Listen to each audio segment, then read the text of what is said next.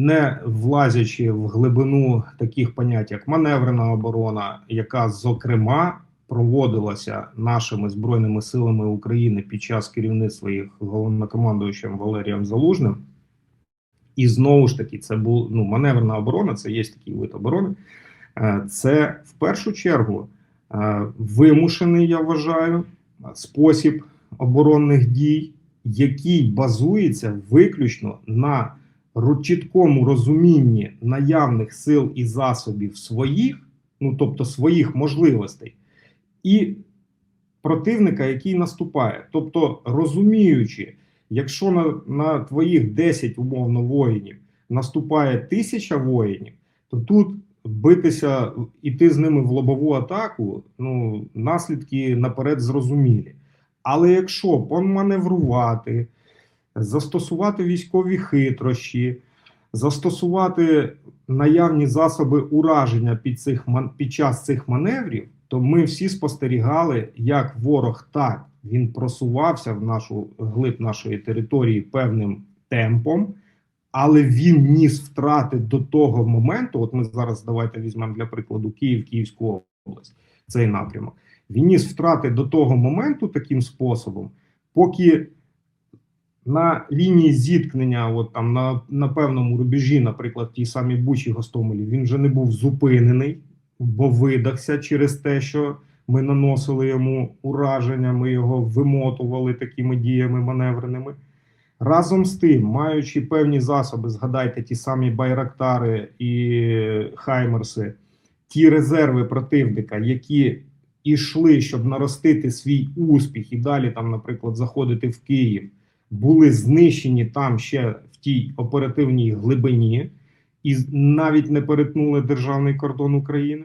До чого це призвело? Правильно, це призвело до того, що ворог получив крепко по зубам, по-простому кажучи, від значно меншого противника, я зараз кажу про нас, і був вимушений тікати з нашої території.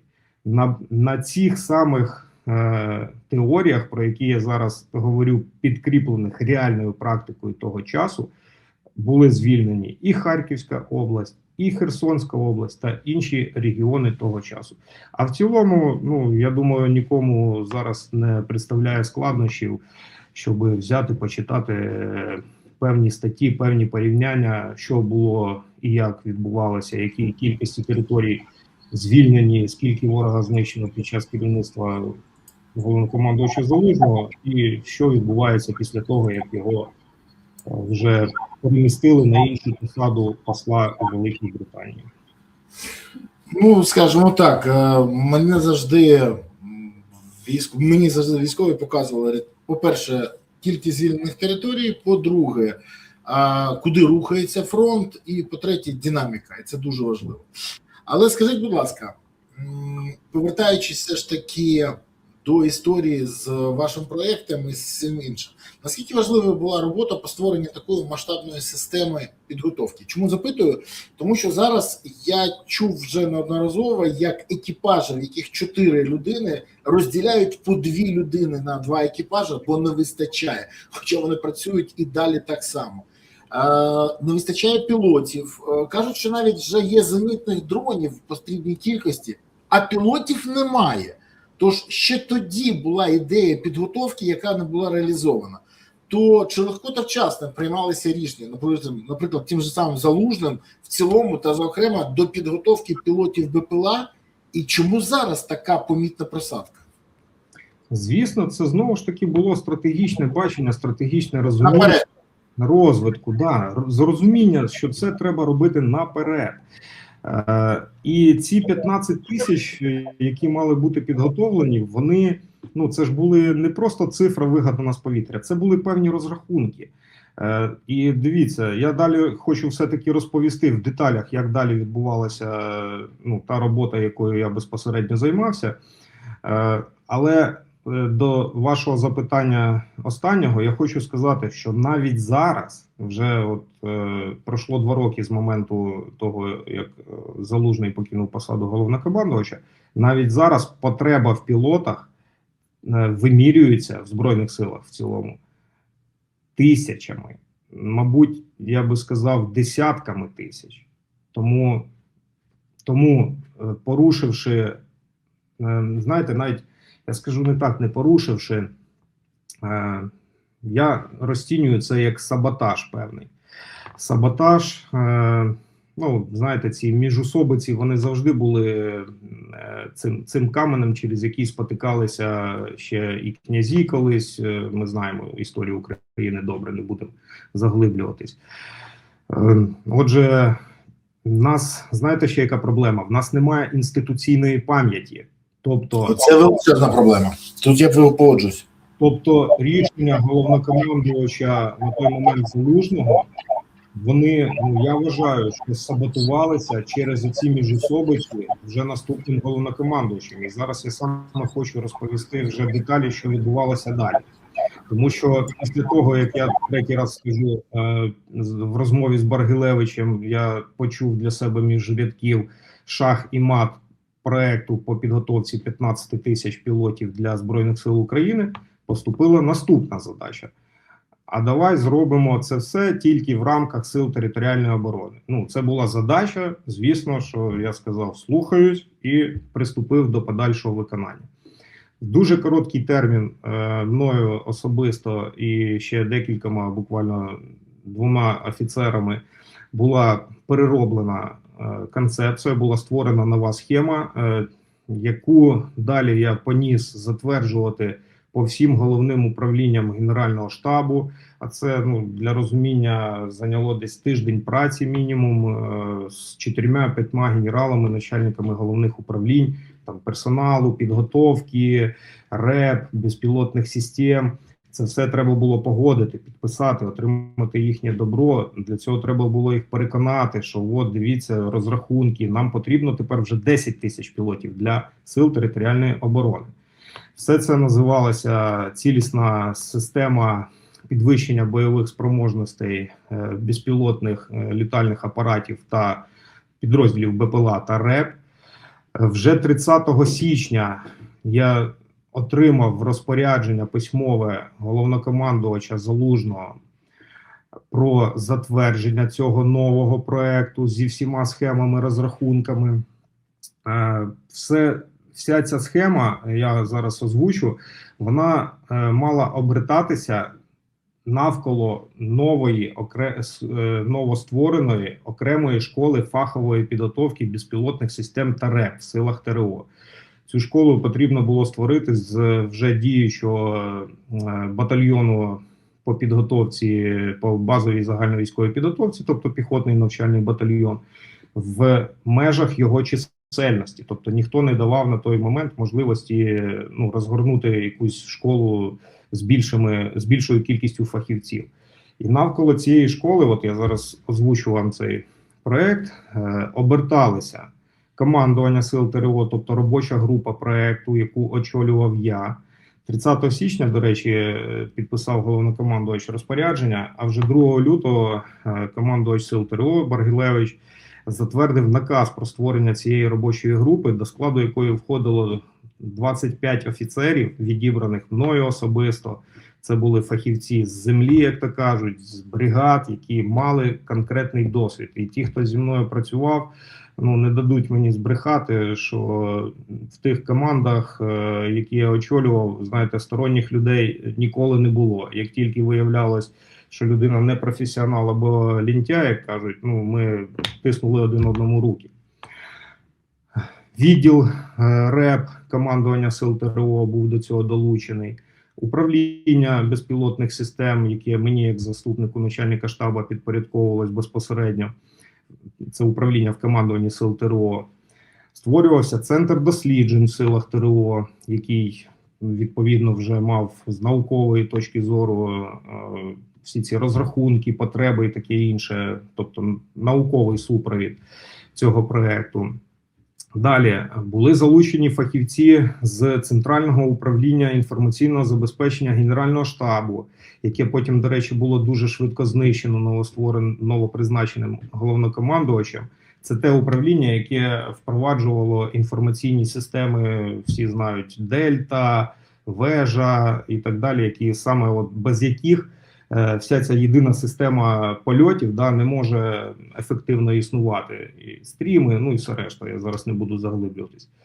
Створювався і вже почав працювати рекрутинговий центр Сил територіальної оборони, позаштатний. Ми пробивали, як не знаю, стіну якусь в Міністерстві оборони для того, щоб цей рекрутинговий центр став штатним підрозділом.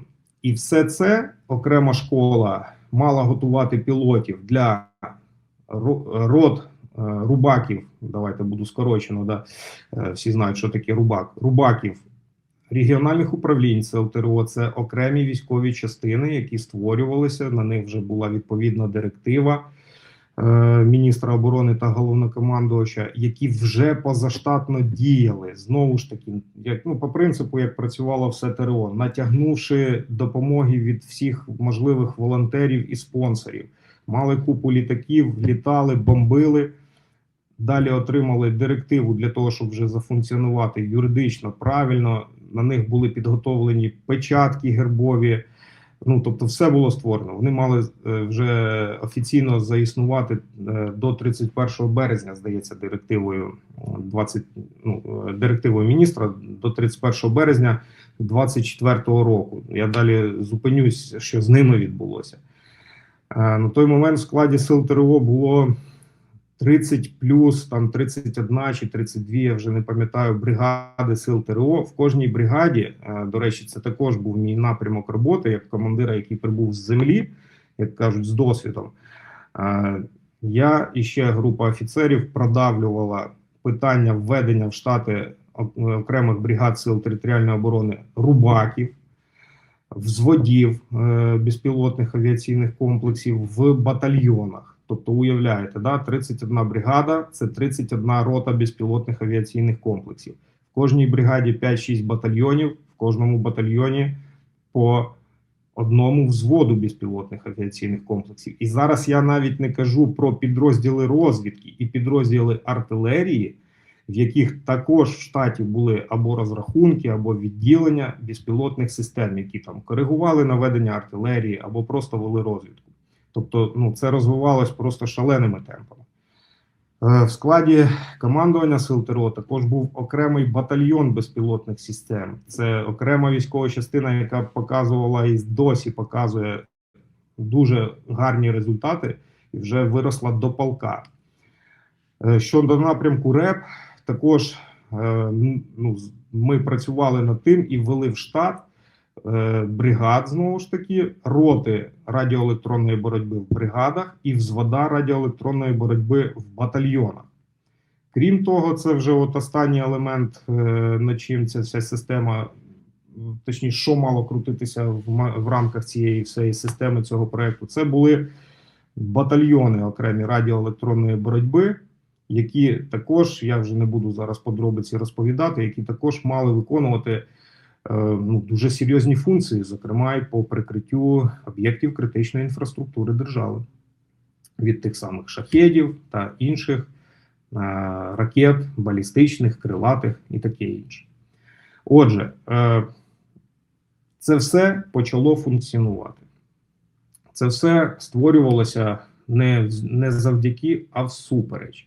Я маю на увазі зараз, що не маючи ще, працюючи ще тільки документально над цим, що я зараз розповів, тобто створюючи штати, наприклад, цієї окремої школи безпілотних систем, ми вже почали затягувати волонтерську допомогу, шукати інструкторів, витягувати їх, відряджати з бригад інструкторів, майстрів, скажімо так, застосування безпілотних авіаційних систем і комплексів, і вже почали підготовку. Отак це відбувалося. Головнокомандувача. Але скажіть мені, будь ласка, а як вплинула заміна головнокомандувача на процеси в ЗСУ в цілому, зокрема на ваш проєкт? Далі про заміну головнокомандувача. 8 лютого, мені не зраджує пам'ять, новим головнокомандувачем став генерал Сирський. 9 лютого Баргілєвич став новим начальником Генерального штабу. Я ще згадую такий, знаєте, для себе складний, напевно, момент такий морально складний. 9 лютого, ну ще раніше, був запланований мій ефір на каналі 1+1. Це можете побачити. Значить, цей ефір був запланований в рамках телемарафону, відомого всім, де я вийшов і розповів про наш цей вже новий проект без участі Мінцифри і тих, кого я згадував, під назвою «Крилатий ескадрон». Я тоді отримав дуже, ну, таке для мене не дуже зручне запитання від ведучого на початку. Це було не про дрони, це було питання: а як ви вважаєте, чи заміна головнокомандувача зможе вплинути, ну, як впливає? Знаєте, я завжди казав і кажу, і буду казати, що ну, посада, люба посада, чи верховний, чи головнокомандувач, чи будь-яка, це тимчасове явище для будь-якої людини, бо ми всі не вічні. Тобто це нормальний процес, коли ну, хтось уходить з посади, хтось приходить. Це невідворотній процес зміни керівництва чи будь-якої посадової особи. Але звісно, що в моїй голові от просто кипіли думки стосовно того, наскільки це доцільно робити, наскільки якісною буде заміна головнокомандувача. Тому що, спостерігаючи оці підкилимні ігри, розуміючи наслідки, знову ж таки, розпорошення сил і засобів під час контрнаступу, я розумів, що це от просто інтриги, які ні до чого доброго не приведуть. І я не помилявся. Скажіть, будь ласка, а якщо я, ну так, можливо, вам щось відомо, що в цей період відбувалося взагалі з інформаційними системами, які також є частиною системи застосування БПЛА. Ну, це, зокрема, про стріми та інші функції ситуаційної обізнаності, які підтверджено ураженням противника. Там теж щось відбувалося? Я знову ж таки продовжу свою думку стосовно, як повпливала заміна головнокомандувача, зокрема на розвиток цього проекту, зокрема на підготовку пілотів, і в тому числі, да, я зроблю деякі повідомлення про те, як повпливала на інформаційні системи. Ну, в цілому, знаєте, коли відбулася заміна головнокомандувача, то нам всім було сказано, це закулісна, як би так сказати, розмови ці всі проводили, що новий головнокомандувач сказав, що всі діючі або в процесі, або попередньо затверджені рішення попереднього головнокомандувача запускаються на переогляд, на перезатвердження новим головнокомандувачем, ну, на предмет доцільності там і таке інше. І ну, ми ж читаємо знову між рядків, чому це було зроблено. Тому що, я вже говорив про це, інституційна пам'ять у нас відсутня. У нас немає послідовності, у нас кожен новий начальник приходить, і, як кажуть в народі, нова мітла по-новому мете. Добре це чи погано, на жаль, в цьому випадку це виявилося дуже поганим, дуже згубним. Тобто, цей проект, він забуксував, майже зупинився. Він також і не знайшов належної підтримки від новопризначеного командування Сил ТРО. Змінилися пріоритети. До чого це призвело? От я зараз вже завершу свою думку про школу. На момент перепризначення головкома штат школи безпілотних систем та РЕП, він вже був на фінальній стадії в проєкті директиви міністра оборони та головнокомандувача. Ну, це те, що вже після підписання, після цього створена школа. А якщо вона створена, отже, вона має можливості отримувати відповідні засоби, а не клянчити в волонтерів. Має відповідно можливості укомплектувати всі ті посади інструкторами штатно, а не видьоргувати кожен раз з бригади інструктора в тилову зону, да, де проводиться підготовка. І повірте, інструктори не дуже хотіли їхати, тому що це в першу чергу впливало на їхні фінансові спроможності. Адже в тилу бойові не виплачувалися, а лише гола зарплата, яка ми знаємо, яка на сьогоднішній день мізерна. Солдата зарплата, як була в 23-му чи в 22-му році 21 тисяча гривень максимальна, так вона й досі є. Отже, штат школи після того, як він пішов на перепогодження, я просто бився з цим дуже довго, він був підписаний новим головнокомандувачем Сирським лише 20 червня 24 року. У мене є в моїх чернетках і номера директив міністра оборони, і всі ці дати записані, тому це от факт. Значить, цей штат був підписаний, затверджений директивою, вводився він в дію з середини липня, а завершення формування школи, тобто набуття всіх цих спроможностей, про які я сказав, це інструктори, матзасоби, навчальні засоби, ну, весь цей комплекс заходів, ставилась задача аж до кінця серпня 2024 року. Отже, уявіть, січень 2024 року і кінець серпня 2024 року – це саме ті 8 місяців, про які я говорив на попередньому ефірі, завдяки безглуздим рішенням, я вважаю, саботажем новопризначеного вищого військового командування в Збройних силах, це ті 8 місяців, які ми втратили. Отак.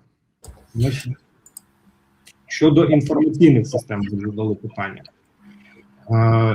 Головне, це Центральне управління інформаційних систем, воно було також розформоване, знищене, по суті, просто знищене.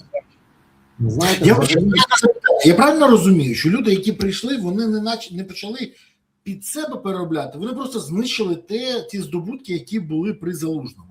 Бо один з найбільших, теж, ну, це окрема історія, але Залужний вважав, що зам по МПЗ не потрібні, нам потрібні фахові військові психологи.